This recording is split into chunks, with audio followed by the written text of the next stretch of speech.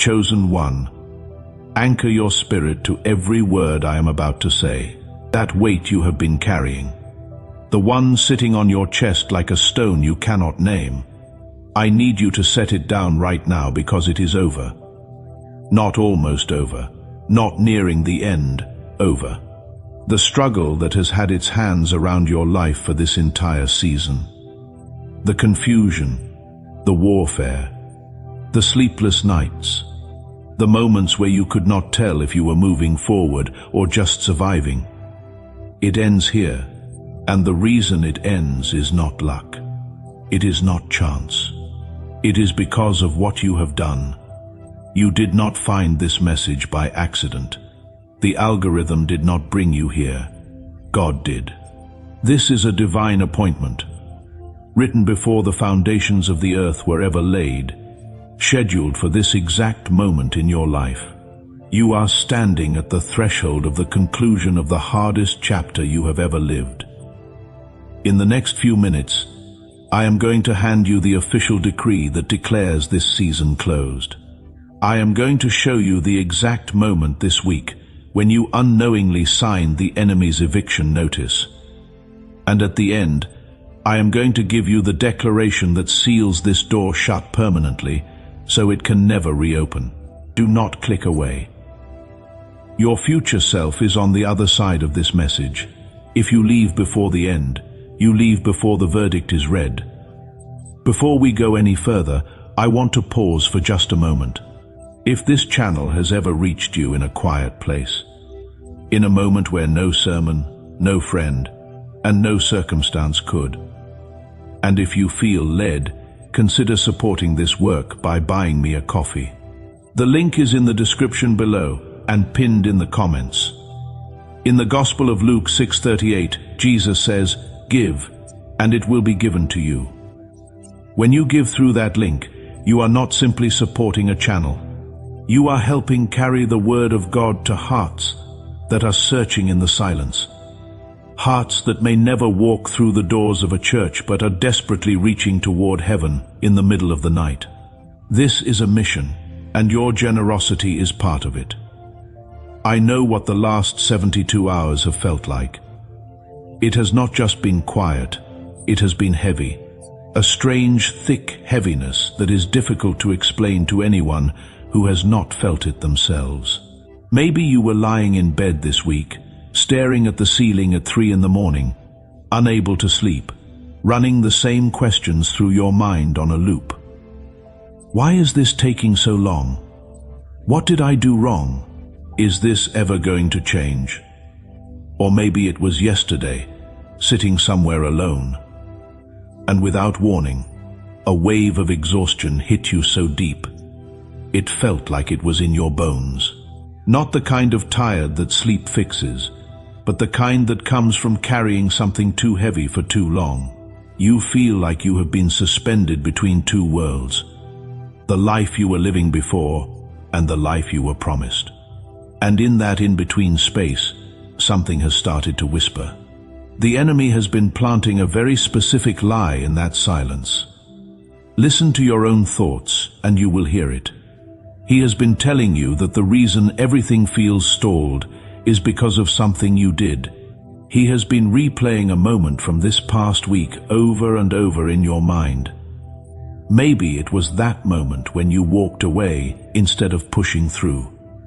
That moment when you went quiet instead of fighting back. That moment when you let go of something you thought you were supposed to hold on to. The accuser has been pointing to that moment and telling you that was the mistake. That was the turning point. That because of what you did or what you did not do, the blessing has been delayed. The door has closed, and you have disqualified yourself from what was promised. But I need you to hear what the Word of God actually says about this season. Nahum 1-9 declares, "What do you conspire against the Lord? He will make an utter end of it. Affliction shall not rise up the second time." Read that again. Affliction shall not rise up the second time. The enemy has been trying to convince you that you are in a cycle, that you have gone back to the beginning, that the same battle is restarting. and you have to fight your way through the wilderness one more time because of your choices. That is a lie constructed specifically to exhaust you. You are not in a cycle. You are in a conclusion. Think back to that moment this week when you went quiet, when you chose not to react, when you swallowed the words you wanted to say, walked away from the person or the situation that was trying to pull you back, and sat in the discomfort of your own restraint.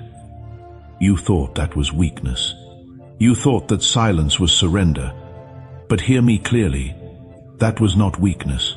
That was warfare. That specific act of restraint was the moment you handed heaven the legal authority to close this chapter on your behalf. You did not disqualify yourself from the blessing, you activated it. That silence was the signature. That walk away was the weapon. That moment you thought was your failure was the moment you won. The heaviness you feel right now is not the weight of punishment. It is the weight of finality. It is the pressure of a cord that has been stretched to its absolute limit right before it snaps.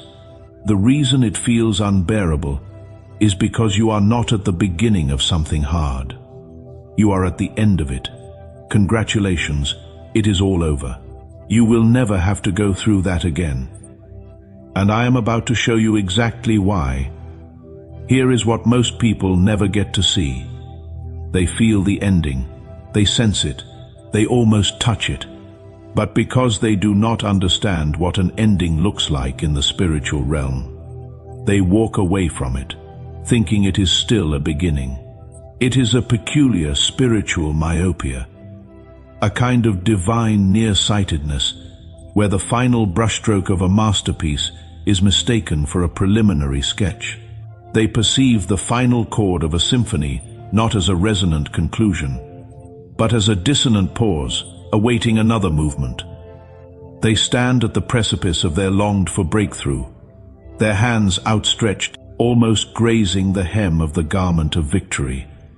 Yet their minds are still searching for the faint glimmers of a new dawn, missing the blazing noon of completion. And so the breakthrough arrives, unfolding with the quiet majesty of a sunrise after a long night. But they are not there to receive it, because they spent so long waiting for a conceptual distant door to open, a future portal, that they never noticed the one behind them. The very gateway to their past struggles had already been sealed shut, definitively, irrevocably, by the hand of heaven.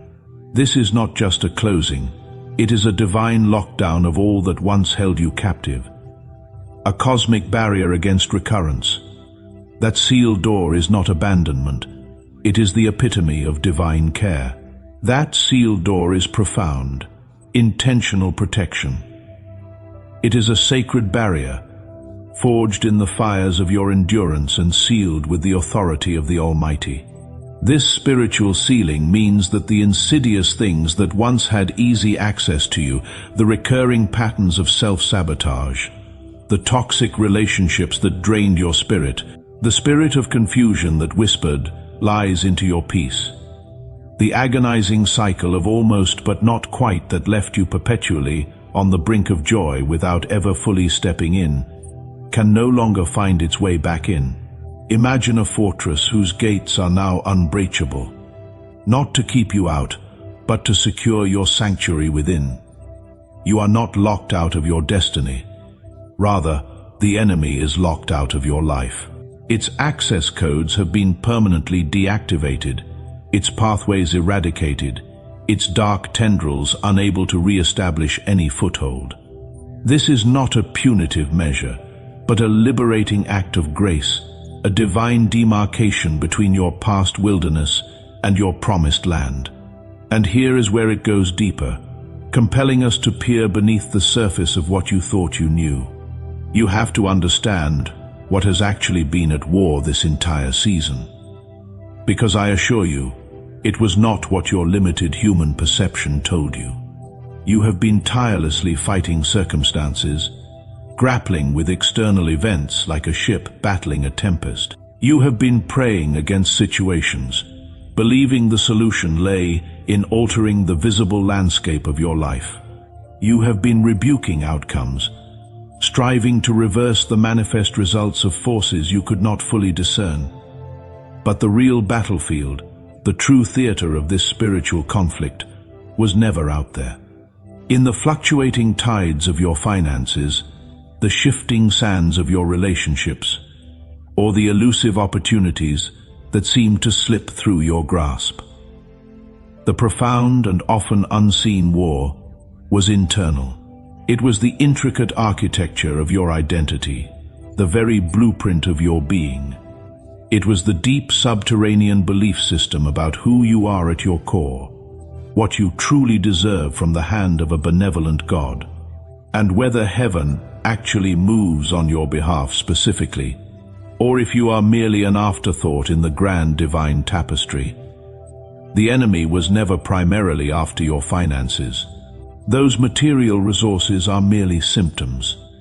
He was not truly after your relationship. That partnership is but a reflection. He was not fundamentally after your opportunity. That open door is simply an expression. He was after something far more foundational and insidious. He was after your theology. He wanted to corrupt the very way you see God, to distort the lens through which you perceive divine love and power. Because if he could cunningly twist your perception, if he could make you truly believe that heaven is slow in its responsiveness, that divine promises, like perishable goods, expire with time and circumstance, that God finishes things for other people with swift decisiveness, but stalls for you, leaving you in a perpetual state of limbo and delay, then he would not need to exert any further effort to take your blessing. You, in your weariness and distorted understanding, would hand it back yourself, surrendering what was already yours by divine decree, convinced it was never truly meant for you. This internal erosion of faith is the enemy's most potent weapon, turning your own mind into a prison. Think of Elijah, not the iconic triumphant Elijah standing on Mount Carmel, a colossal figure calling fire from heaven, defying the prophets of Baal and shattering their false gods. Every preacher and Sunday school lesson goes there, highlighting the spectacular display of divine power. No. Let us rather think of the Elijah sitting under the desolate juniper tree afterward, a stark contrast to his recent glory. Victory was still fresh on his hands, the echoes of Baal's defeat still ringing, the blessed sound of rain finally falling on the parched, dry land, a testament to God's faithfulness. And yet there he was, utterly depleted, running from the threats of Jezebel, a solitary figure consumed by despair. He was not celebrating. He was begging God to take his life. His lament was raw, visceral, echoing the cries of a soul pushed beyond its limit. I am done. I have had enough. I am the only one left, and I cannot do this anymore. This was not a prophet doubting God's existence, but a man profoundly exhausted by the very intensity of divine assignment. And here is what heaven sent him in that moment, not a fiery sermon about his lack of faith, not a sharp rebuke for his fear, not a theological lecture on God's omnipotence, none of the things we in our human wisdom might think a disheartened prophet needs. Instead, heaven sent pure, unadulterated tenderness, manifested through the ministry of an angel. The angel provided bread baked on coals, a simple warm sustenance, water cool and life-giving, rest deep and undisturbed. The angel touched him twice, gently waking him, urging him to arise and eat, because the journey is too great for you. God met Elijah's profound exhaustion with compassionate tenderness, not with correction or condemnation. And then, and only then, after the physical and emotional restoration began, he whispered, not in the mighty wind that tore mountains and shattered rocks, not in the earthquake that shook the very foundations of the earth, not in the consuming fire that scorched the land, but in the still, small voice, the gentle sound, the softest of whispers, a profound intimacy that could only be perceived by a soul no longer reeling from the shock of battle. Because people in that level of depletion, those who are truly running on empty, cannot receive thunder. They cannot absorb grand pronouncements. Such intensity would only overwhelm their fragile state. They need proximity. They need the gentle presence, the tender hand, the quiet reassurance that speaks directly to the aching heart, not the weary mind. And what I need you to hear, to truly absorb into the deepest parts of your being, is this. That same sacred proximity, that divine tenderness, is precisely what you have been experiencing in the quiet seasons of your life. That profound heaviness that settled upon you, making you feel isolated and distant from God, was actually a profound closeness. Heaven drawing in so near that the spiritual atmosphere became dense with its presence. The deafening silence, which felt like heaven had gone dark, like the cosmic lights had been extinguished and you were left utterly alone in the void, was actually heaven, leaning in close enough to whisper, its breath stirring the very hairs on your neck, its voice too soft for the clamor of the world, only audible in the deepest stillness. You were not abandoned in that stillness, in that perceived desolation, far from it. You were being meticulously tended to, like a cherished garden in a drought, or a beloved child recovering from illness. You were twice touched, just like Elijah, once to awaken you to the need for restoration, and again to empower you for the path ahead. You were being prepared for a journey, a divine assignment that requires your full, undivided strength, not the leftover fragments of someone who has been running on empty, fueled by sheer willpower and remnants of hope for an entire season. This period was not a void. It was a sanctuary of profound spiritual recalibration. But here is something most people miss entirely. A crucial spiritual principle often overlooked in our haste to move forward. The provision always precedes the instruction. The nourishing bread came before Elijah was given the next assignment. The profound rest came before the revelation of God's plan and presence. This is a fundamental law of the kingdom. God does not send you hungry into battle. He does not launch you into a new season without first fortifying your spirit, soul, and body, and the deep restorative nourishment that has been flowing into you, subtly yet powerfully, through the very moments of quietness and perceived absence that you struggled through. That was not a sign of neglect. That was preparation food. It was journey food, specially tailored sustenance designed for the unique challenges and opportunities awaiting you. It was strength for what is now opening, not what is now closing. It was the spiritual equivalent of packing your bags and filling your canteen before embarking on a grand expedition, ensuring you have every resource necessary for the victorious path ahead. I want to pause here for a moment before we go deeper. If these words have been meeting you in a real place, if this channel has been part of your spiritual journey this season, I want to invite you to consider sowing into this work. The link to support through Ko-fi is in the description and in the pinned comment below. In the Gospel of Matthew 10:41, Jesus says that whoever receives a prophet in the name of a prophet will receive a prophet's reward. When you give through that link, your act of generosity does not simply sustain a platform. It seeds the message of Christ into lives that are waiting for exactly this word. Every coffee you offer sends this message further into the silence where people are searching. And heaven has a way of multiplying what you release in faith. Stay with me. Lean in even closer. Because what is coming next in this message is not merely another insight. It is the layer that breaks the cycle at its actual root, not just its superficial manifestations, but at the very core of what has held you back. disrupting the pattern of your struggle with a liberating truth that redefines your entire approach. You have been thinking about breakthrough as a future event, a distant glimmer on the horizon, a coming thing, something that awaits you in a nebulous future, a specific date on a divine calendar that you have not yet arrived at, a prize to be attained after further struggle and effort. And that framework, as sincere as it is, as rooted in diligent faith as it may feel, has inadvertently been keeping you in a passive position of waiting when heaven has unequivocally been calling you into an active posture of receiving.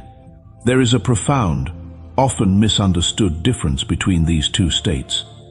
A chasm as wide as the heavens. Waiting is largely passive. It often implies an empty-handedness, a gaze fixed on what has not yet manifested, a posture of yearning for something external to arrive. It is standing idly by the shore, hoping for the tide to turn. Receiving, conversely, is active, dynamic, and engaged.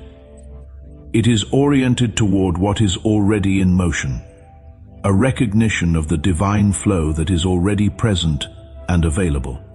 It is opening your hands and heart, digging channels, preparing vessels, ready to hold what is currently being poured out.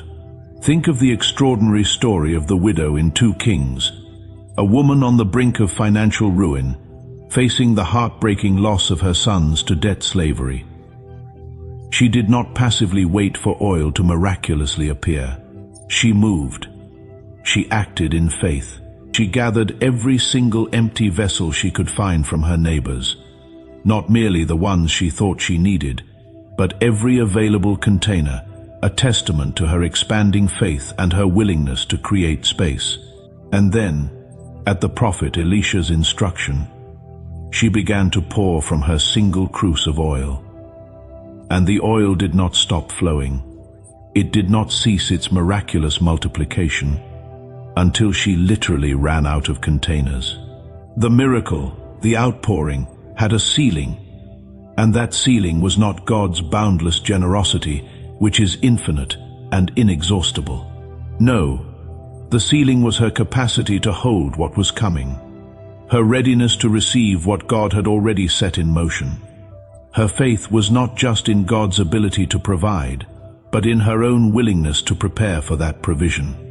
And I need to pause here to create a sacred space for an honest, searching question that goes beyond mere intellectual assent and penetrates into the depths of your practical spiritual life. Have you truly been building your containers? Have you moved beyond merely praying for the overflow? A beautiful and necessary act of faith to actually expanding the vessels of your life, the very structures of your being, to hold what God has already decided to pour into you. Because let me assure you, unequivocally, the overflow is real. The promise is real. The boundless abundance of heaven stands ready to manifest in your life. But if the interior life, the unseen architecture of your spirit and character, is not being actively expanded, if the character that defines you, the discipline that guides you, the consistency that anchors you, the integrity of who you are when absolutely no one is watching, when the spotlight of human approval is absent, if those vessels have not been stretched, meticulously cleaned and fortified, then the oil, the blessing, the miraculous flow will stop early. It is not an act of divine punishment, a punitive withdrawal of grace. It is a fundamental spiritual physics you cannot hold, sustain, or steward what you have not built the capacity for. Imagine trying to catch an ocean with a thimble. The ocean's generosity is not the limit, but the thimble's capacity is. The stopping of the oil is a gentle divine pause, an invitation to grow, to expand your inner landscape so that the next outpouring can be truly limitless, sustained, and abundant. And what is coming next will likely shift something inside you that you did not expect, perhaps even something you have unconsciously clung to. It always does. for truth often reshapes us in unexpected ways. Because here is where the confrontation truly begins. The moment we shine a light on the hidden drivers of your spirit. That profound restraint you practiced this week, that conscious decision for silence in the face of provocation, that deliberate walk away from conflict, that arduous moment you swallowed the sharp retort and stifled the immediate reaction. I told you that was your weapon, a powerful tool in your spiritual arsenal. And it was. Truly. But now, I need you to sit with the deeper implications, to honestly confront why it was so incredibly hard. Why did walking away, an act of strength and self-preservation, feel so profoundly like losing?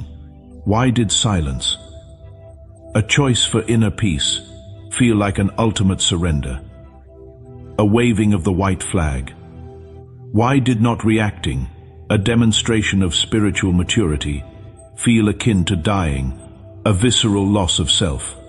It is because somewhere, deep beneath the active surface of your breakthrough, beneath the fervent prayers and the confident declarations, and the unwavering faith you have cultivated, there has been a primal, deeply human need for acknowledgement, a profound, almost invisible hunger to be seen in the right, to be publicly vindicated in front of the very people who doubted you, who dismissed you, or who deliberately wronged you. There is a deep yearning to have that undeniable moment where what you endured, the pain you suffered, the strength you mustered becomes glaringly obvious and undeniable to everyone who watched you struggle, to witness their recognition of your unjust suffering. This desire, while understandable, can become an unseen tether to your past. And let me be absolutely clear, God is not shaming you for that desire. That deeply human hunger for vindication is not. In itself, sin, it is a natural byproduct of our inherent longing for justice and righteousness. But if it is subtly driving the timeline of your peace and progress, if it is the invisible thread tied to your deepest sense of rest, so that your spiritual peace is conditional on being seen and publicly acknowledged, if your trust in divine timing is contingent on vindication arriving publicly, swiftly and visibly, then what began as a human motivation has subtly transformed. It has become a chain dressed in the alluring garb of a spiritual motivation. It is a gilded cage holding you captive to external validation. Consider the epic journey of Joseph. He did not get to see his brother's bow immediately, nor did he receive instant recognition for his integrity or his prophetic dreams. His path was a brutal crucible. He went from the deep, dark pit of betrayal to the house of Potiphar, where he faced false accusations, then to the desolate confines of prison, before finally ascending to the opulent palace as second in command of Egypt. This journey spanned years. A full and rigorous formation that forged his character, purified his heart, and expanded his capacity for divine purpose. And the vindication, when it finally came, years later, was not primarily designed for his personal satisfaction or the gratification of his ego. It was profoundly designed for their salvation, the salvation of his brothers, the very ones who had wronged him, and through them, the preservation of an entire nation and the lineage of a covenant people.